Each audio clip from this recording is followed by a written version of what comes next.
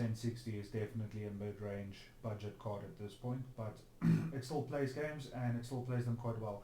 And looking at this thing specifically, this is quite a unique shroud. I'm a big guy, and you can see how big this is compared to me. Now, I've never seen the 40 series. I have the 30 series, but my 70 is a really small card, so I don't know how big those ones are. But this is a big card. It's got two fans, but these fans are big. I think these are 80 mils, and this thing is. It looks really nice. It looks cool, and it's got a lot of I/O options. It's got HDMI, another HDMI, DVI, DisplayPort. So it's got a lot of options. Um, it takes a 8-pin power port, so you have to make sure you support the power. Now, it's not the most power hungry card, but you do need at least a 450 watt to a 500 watt power supply. And overall, I really like this card. If you're in the market for mid-range HD gaming, sorry, my voice is a little bit raw. I think this is something that will suit you well and something that will last you for a couple more years to come.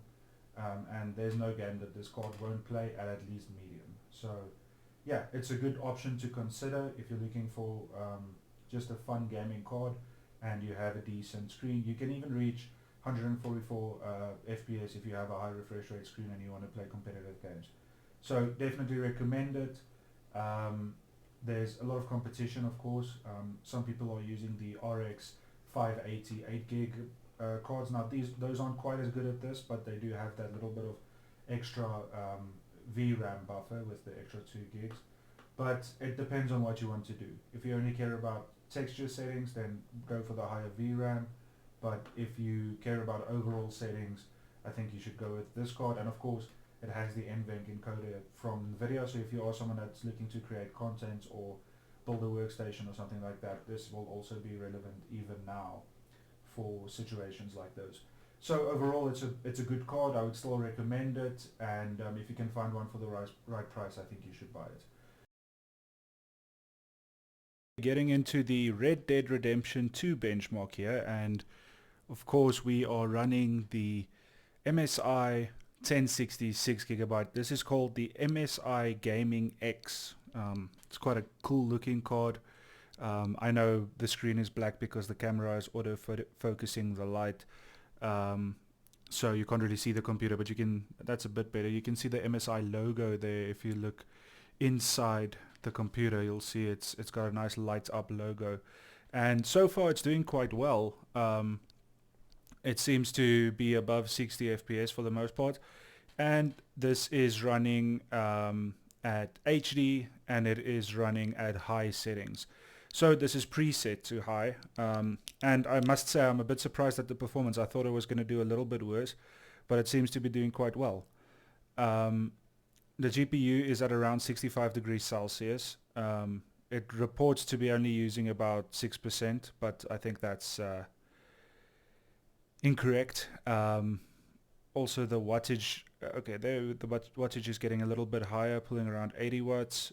It's still not a lot, so it's quite impressive that we are getting close to 60 FPS while pulling in total around 110 watts. That's a very low power draw for a system, and it's good numbers for a system that's not drawing too much power.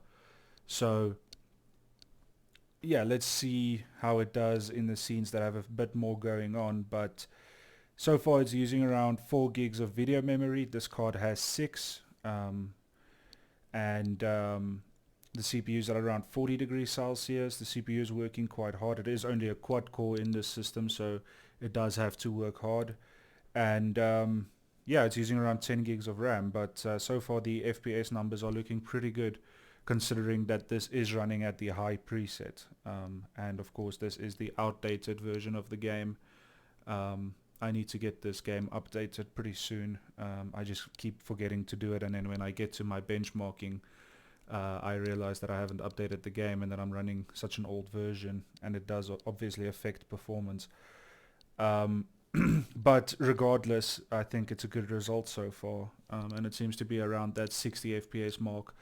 At HD for high settings, that's quite impressive, and of course the frame time is quite stable and quite good as well. So this is the scene that's more sort of like in-game, and it's getting around 45 FPS. So the FPS numbers have dropped a little bit, but the CPU's temperature has dropped a lot as well. Right now we don't have any fans in the computer because I couldn't make the fans fit with the graphics card in there because it is quite large. It's got two fans, but it's the size of a 3-fan card. Um, it's just a design choice that MSI made with this model. The FPS is struggling a little bit now, but it's still pretty playable. A little bit up and down, but I still think for the high preset this is quite impressive, and I think it is doing quite well. Getting around 40 FPS to 60 FPS for the most part is pretty impressive for a game that is this demanding. And of course the game looks fantastic still. So in terms of temperature, the temperature has gotten up to the 60s again. The GPU is working a little bit harder now, but I think you can push the textures to ultra just because you have that little bit of VRAM leeway. So if I were to run this test again, I would push the textures up to ultra and keep the other settings the same. Or if you want a stable 60 FPS performance, put the textures on ultra and put everything else on medium. That would work well as well. But this game has so many options. You can play around and see what works for you, which is always nice.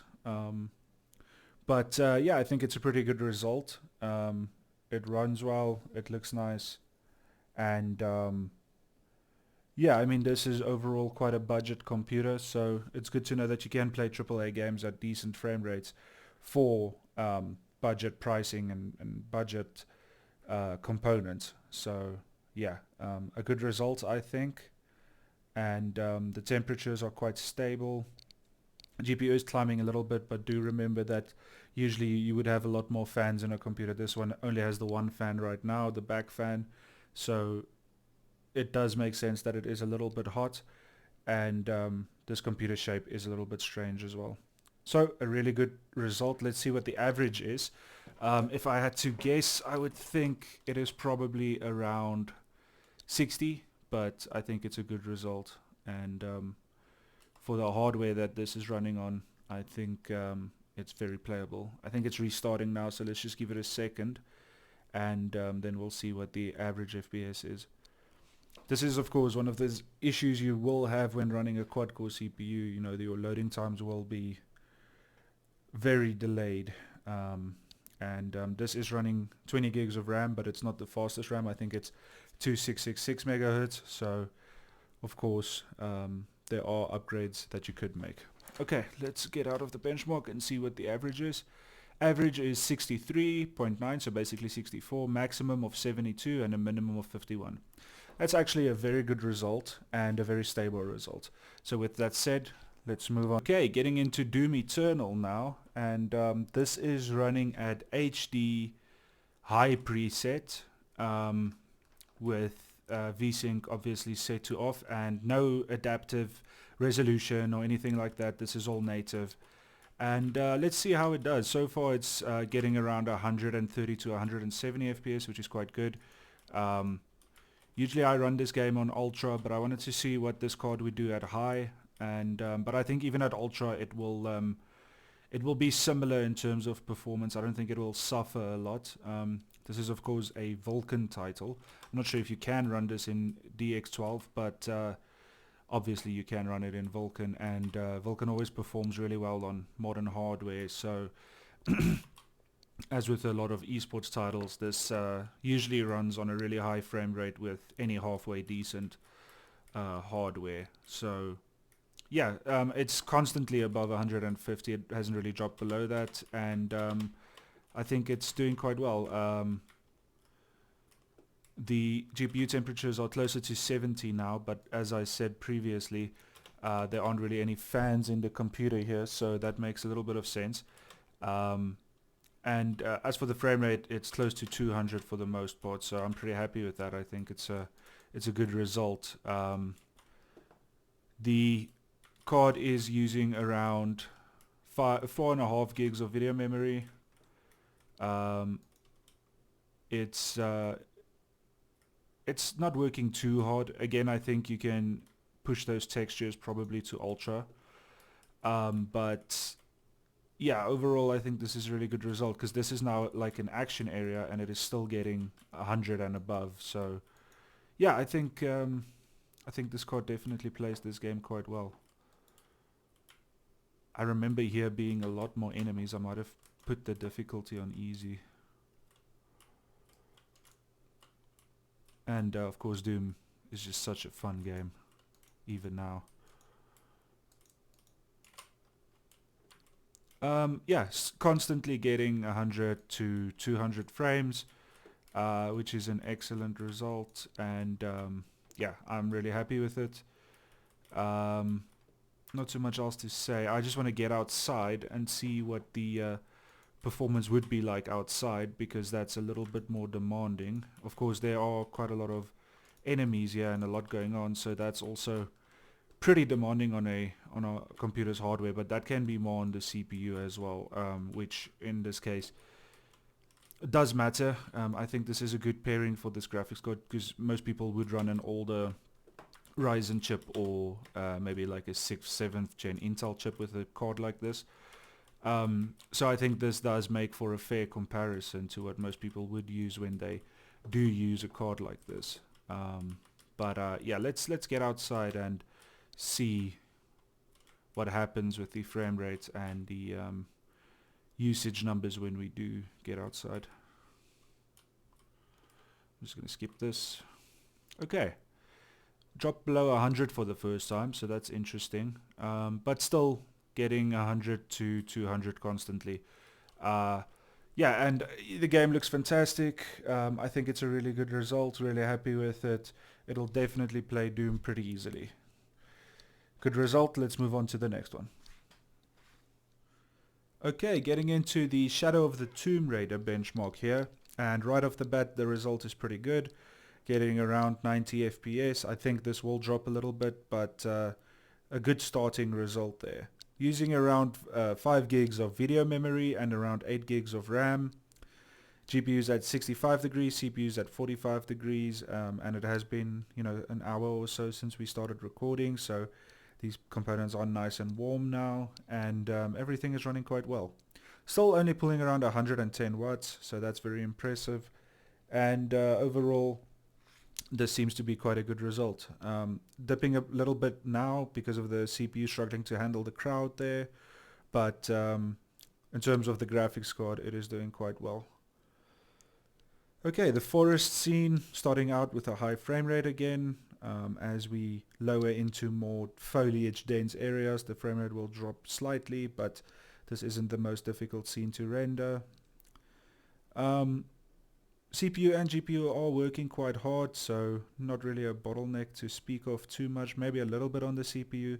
It is always better to go for a 6-core CPU rather than a 4-core, if you can. So in a case like this, getting something like a Ryzen 2600 would be a lot better in terms of stability. You saw a little bit of a frame dip there, and in terms of just the overall power. But of course, the power draw will be higher, and you will breach that 150 watt overall mark, which doesn't matter to most people, but if you're running lower end components, it can matter.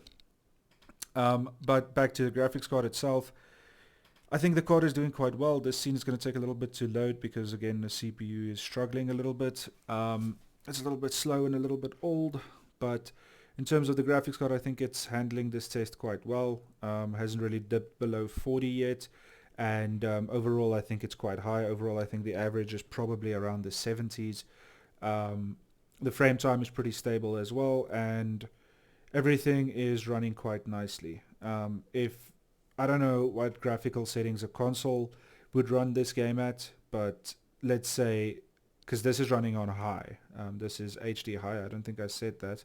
So a little bit of artifacting there, the LODs aren't loading in. Again, the CPU and the RAM are a little bit old and slow. But in terms of the visuals, the graphics, 125 frames, it's handling it quite well. And as I was saying, HD high preset. So this is quite impressive for a card that is, 5+ years old at this point. I think it's running well, and I think it looks really nice. Of course, the LODs haven't loaded in, but apart from that, I think it is handling the scene quite well. things are popping into the background, slow CPU again.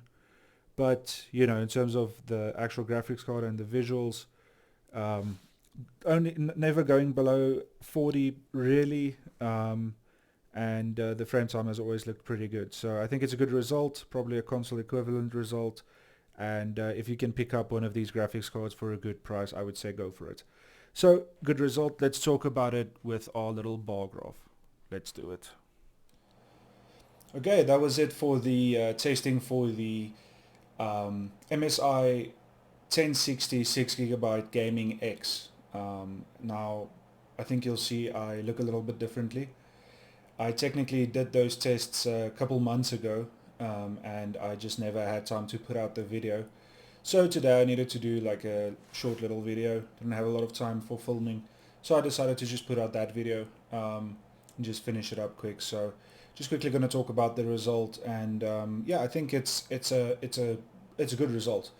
I think it depends on, you know, what you want to do with gaming in 2023 leading into 2024. But if you are someone that just wants to play games at HD medium to high settings, you have like a mid-spec PC, maybe something like a entry-level DDR4 PC like a i3 9th gen, or maybe like a Ryzen 3000 series, something like that, just a bit of an older PC, this card will do well for you. And I think it's a good looking card as well, which, you know, doesn't matter to anyone, but some people care about that. And I think it'll fit into any gaming system, so to say. Not in terms of physical size necessarily, because it is quite big. I just mean in terms of performance. You'll be able to get some mid-tier performance from that card, and if you are willing to play games at 720p, on a bit of a smaller screen, then you'll be able to play your games at maximum settings. So basically what I'm saying is it's a good result for a card that now goes for under $100.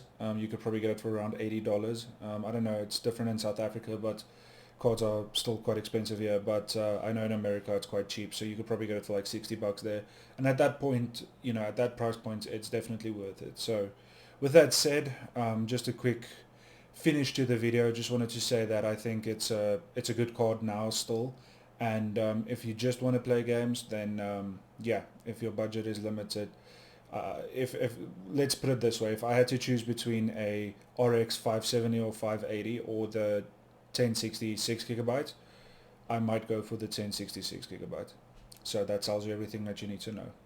With that said, thanks for watching. I hope to see you in the next one, and stay with me.